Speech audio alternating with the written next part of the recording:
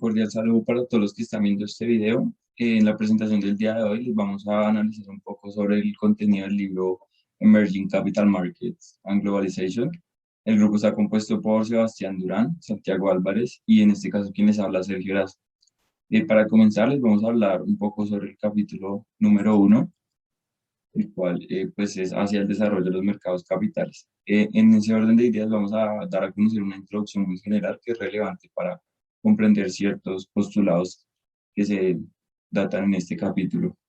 Entonces, para eso, pues tenemos que remontarnos al inicio del capítulo, en el cual, pues digamos que analizamos y debemos considerar que los economistas y los responsables de la formulación de políticas a mediados de los años 90 tenían grandes expectativas sobre las perspectivas de desarrollo de mercados capitales en términos sobre todo internos y también situados en lo que son las economías emergentes. En particular, también se tratan algunos casos específicos sobre lo que es América Latina. Desafortunadamente, en la actualidad se enfrentan algunos resultados pues, que son muy desalentadores para dichos economistas y analistas. Aunque muchos pues todavía esperan que se desarrollen los mercados de valores de una buena forma, la realidad que nos encontramos es que los mercados de los, sobre todo lo que son acciones y bonos corporativos, en su mayoría de economías emergentes, siguen siendo altamente líquidos y segmentados. Además de que con la negociación y la capitalización pues muy concentrada, se da digamos que a nivel de muy pocas empresas. Esto hace que sea más compleja la situación. También hay que mencionar que los mercados de valores de muchos países, sobre todo en situación de desarrollo y en particular en América Latina y sobre todo algunas regiones de lo que es Europa el Este, han experimentado una disminución de las cotizaciones y la liquidez, ya que hay un número creciente de empresas que cotizan en ciertas bolsas y obtienen pues, capital desde centros financieros que tienen como un origen internacional, como lo pueden ser, digamos, ejemplos como Nueva York o incluso Londres. El estado de los mercados capitales en muchas economías emergentes parece que es particularmente malo. Es una situación muy difícil de abordar. Además que cuando se consideran pues, los muchos esfuerzos ya realizados para mejorar el entorno macroeconómico y reformar las instituciones que se cree que fomentan el desarrollo financiero. En este caso, a través del libro, pues encontramos la situación de América Latina, en donde los resultados que parece que son aún peores a la luz, digamos, de una mejor evolución de mercados de capitales porque es que hay países o bueno, hay regiones como lo que es Asia Oriental que han tenido pues un rápido crecimiento en las economías desarrolladas y teniendo en cuenta pues algunos centros financieros internacionales. A raíz de esta situación, los analistas han perdido el horizonte y se estancan un poco en términos de cómo abordar dichas problemáticas, razón por la cual el panorama es muy pero muy complejo. Teniendo en cuenta esta introducción, podemos hablar de manera muy general en la distribución del libro. Este libro contribuye a la discusión analizando desde dónde se encuentra el desarrollo del mercado de capitales en las economías emergentes y también nos muestra hacia dónde se dirige. También teniendo en cuenta un enfoque situado en América Latina. A raíz de esta situación podemos continuar con una de las preguntas relevantes en el desarrollo del libro, que es para analizar un factor importante.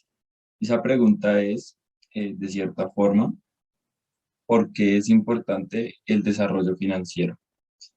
Desde el análisis del texto podemos ver al desarrollo financiero como una herramienta muy fuerte que debe ser investigada a nivel muy profundo. Esto permitirá conocer cómo se ha consolidado como un factor determinado para el crecimiento de algunos mercados. Desde una perspectiva netamente teórica, el desarrollo financiero puede impulsar el crecimiento a través de varios canales. En primer lugar, los intermediarios financieros pueden reducir costos de adquisición y el procesamiento de información, lo cual pues llevaría a una mejora como consecuencia de la asignación de recursos y fomentaría, digamos, al crecimiento económico. Sin intermediarios, cada inversionista como tal o cada analista se enfrentaría a los costos elevados, que en su mayoría serían fijos y tendrían que evaluar condiciones comerciales, en términos de empresas, gerentes, entre otros, para también, digamos, como que asignar las condiciones de ahorro.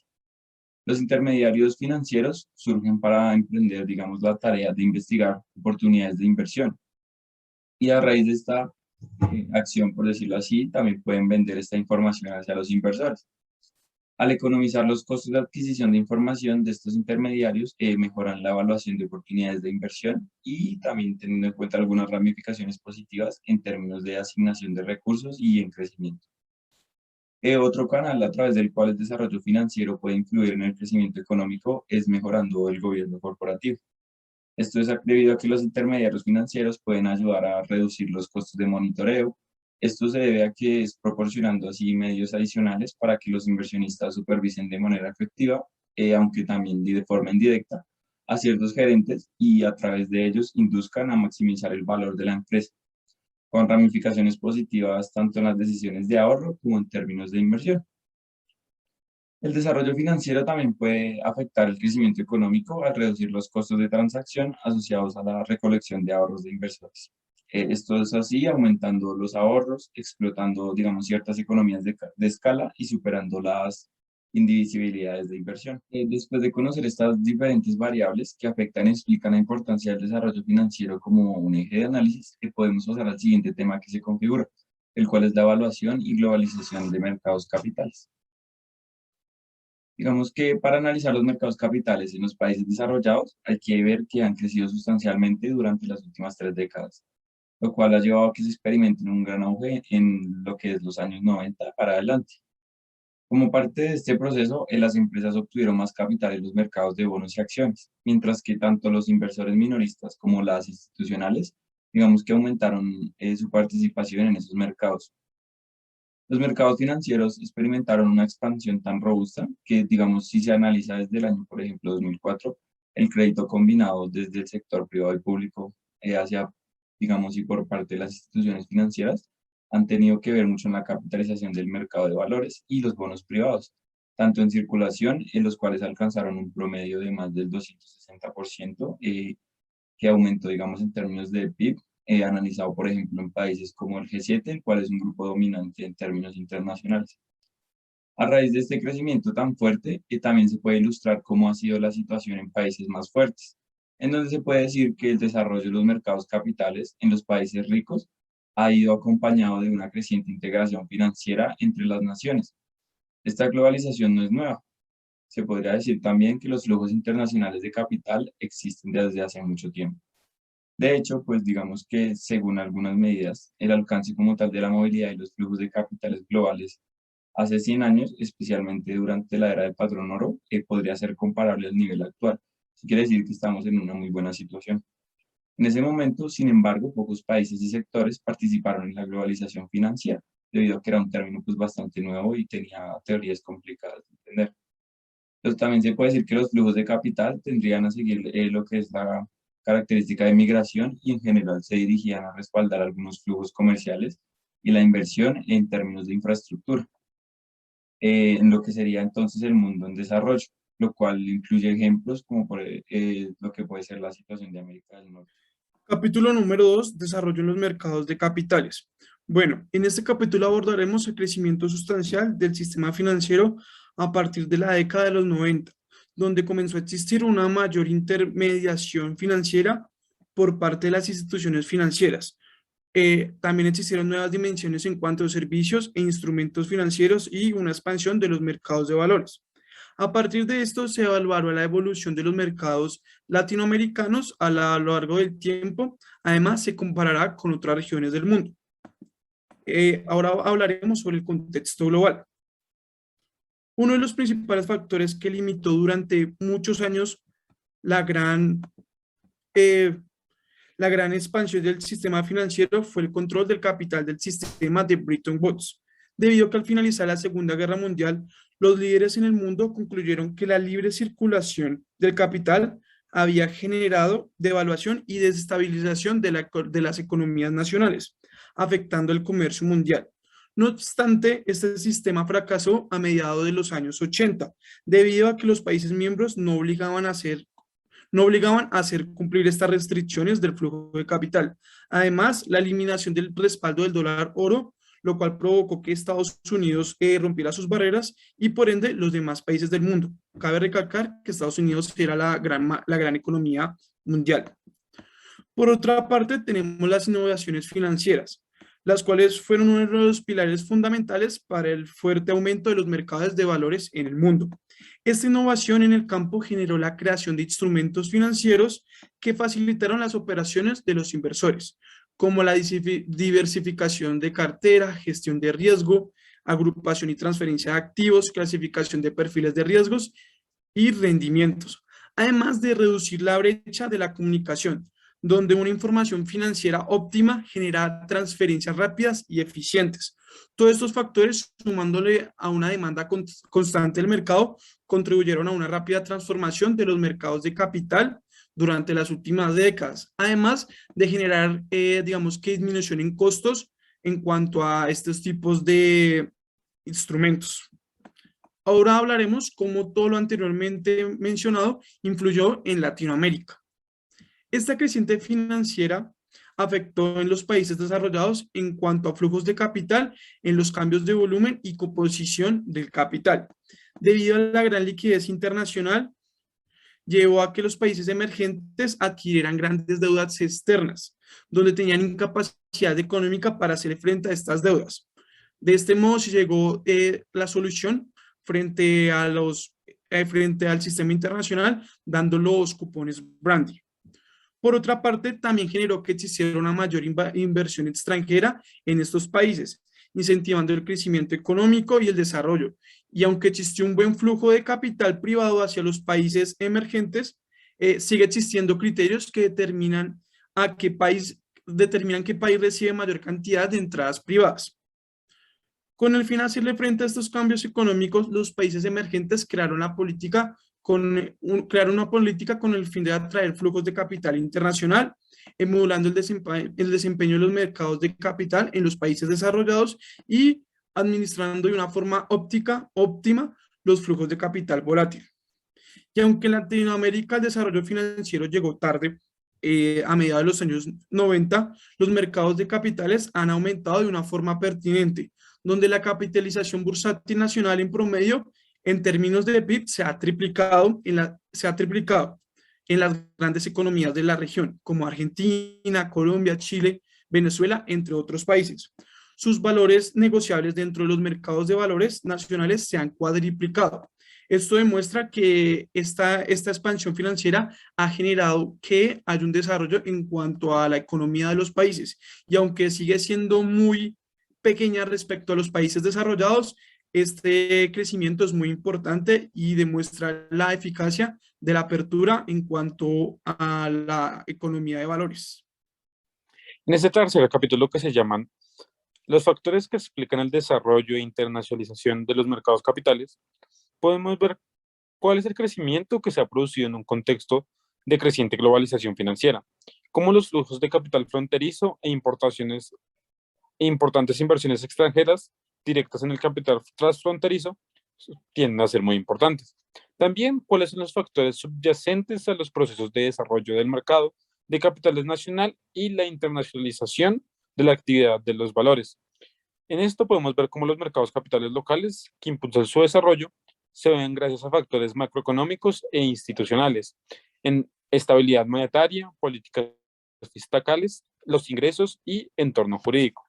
Todo esto lo podemos ver a través de ciertas formas en donde cómo se relacionan los fundamentos económicos con el desarrollo de los mercados capitales. Se analizan los datos y de los datos de los mercados de valores y de bonos, se estudia no solo su tamaño y estructura monetaria, sino también sus vencimientos. Todo esto gracias a que fue muy importante en la crisis financiera, en la última crisis financiera. Esto se analiza como los factores institucionales de la composición monetaria, de los mercados de deuda pública y también porque los mercados emergentes tienden a endeudarse a corto plazo, sabiendo que este tipo de deuda aumenta su exposición de la crisis de liquidez. En el capítulo 2 podemos ver cómo en las dos últimas décadas muchos países en desarrollo emprendieron amplias reformas para fomentar el desarrollo del mercado capital. En el capítulo 3 muestra cómo empíricamente estas reformas están relacionadas con el desarrollo del mercado de valores nacional. También podemos ver cómo muchos países no se han desarrollado por falta de reformas. Aquí vemos cómo los datos de varios países se han comparados de forma adyacente, en donde no son muy útiles estas comparaciones. Son completamente variables exógenas que son de poca ayuda y que nadie puede, digamos, que que pueden tener poca variación temporal en el entorno macroeconómico e institucional. En el análisis de actividades bursátiles podemos ver cómo la cotización, la captación de capital y la negociación en el extranjero son partes fundamentales en este capítulo.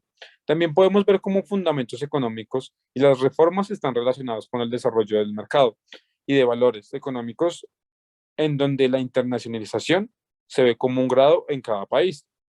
Un buen entorno nacional, tenemos que recalcar que podría alentar a las empresas a desarrollar actividades bursátiles en el mercado local en relación con los mercados extranjeros, debilitando así el proceso de internacionalización.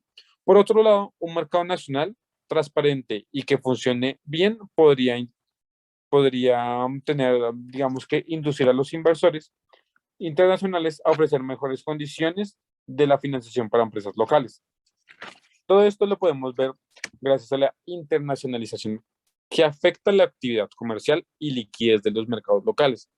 Al contrario, si se promueve la integración del mercado y aumenta la transparencia de sí mismo, la actividad del mercado nacional podría experimentar un aumento. Con todo esto podemos ver cómo los mercados latinos no han crecido como se ha esperado.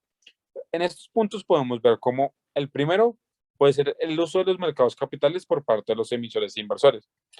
Podemos ver cómo los intermitentes de indicadores parecen de captar un desarrollo muy poco. Se omite el estudio de cómo otras partes del sistema financiero, en este caso los bancos, y cómo el ahorro agregado se ve afectado. Para determinar los determinantes de los indicadores de desarrollo de los mercados de capital, solo estimamos únicamente ecuaciones de forma redonda, sin explicar las relaciones estructurales que subyacen los canales de transmisión, en donde podemos llegar finalmente a las conclusiones, donde podemos ver cómo los factores macroeconómicos institucionales, como el tamaño, es importante para el mercado de capitales. Los mercados de valores y de bonos nacionales, como por ejemplo, los países con PIB más alto y sistemas bancarios más grandes tienden a tener bonos del Estado en moneda local. Esto conlleva a que estén menos expuestos al riesgo cambiario. En segundo lugar, podemos ver cómo los datos sugieren que los procesos de desarrollo e internacionalización de los mercados bursátiles se vean impulsados por el mercado nacional y así puedan llegar a internacionalizarse. Estos mismos factores ayudan a que la mejora de los fundamentos económicos y la introducción de reformas de la economía y la introducción de reformas que conducen a una mayor actividad. Podemos ver cómo estos se asocian a una mayor internacionalización de las emisiones de valores, una mayor internacionalización de la emisión de negociación de acciones, además de reformas que mejoran en los fundamentos para tener un sesgo pro internacionalización. La internacionalización se puede ver y se asocia a un aumento de la proporción de actividades bursátiles en el extranjero, que ayuda a los locales. Las actividades bursátiles en el extranjero, con respecto a la actividad bursátil, que en el proceso de globalización financiera puede tener implicaciones negativas para el desarrollo de mercados bursátiles nacionales. En particular, en este momento, digamos en este capítulo, la internacionalización de los mercados reduce la actividad en particular y ayuda a que los mercados tengan una reducción de la actividad comercial y la liquidez de las empresas, que no se internacionalizan. Esto podría tener implicaciones significativas, ya que se ha comprobado que tener una menor liquidez podría estar asociada a una mayor coste de capital, en donde no se vería beneficiado y no tendría un crecimiento económico en esta parte, en donde finalizaríamos este capítulo.